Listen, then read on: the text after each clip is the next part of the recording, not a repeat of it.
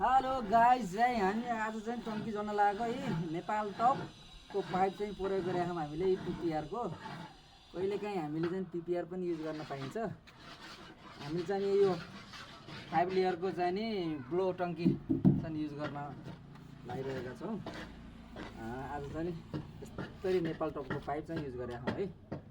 Nepal top सबै ठिकठाक छ है, फिटिङ चाहिँ बवाल छ क्या यसको।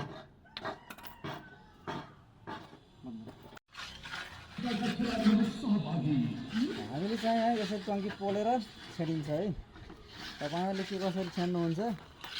मैले चाहिँ टङ्की गर्दाखेरि यो प्लास्टिक टङ्कीलाई चाहिँ म यसरी गाल्छु। यसरी गालेर यहाँ चाहिँ पाल पर्छ। पाल पारेपछि अनि यसरी चाहिँ जोड्ने गर्छु।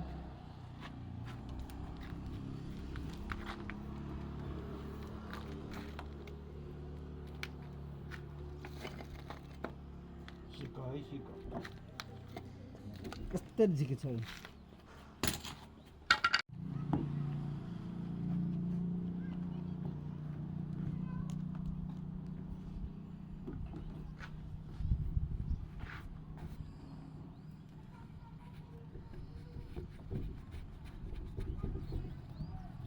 यस्तै जान्छ है टक्क लाएर।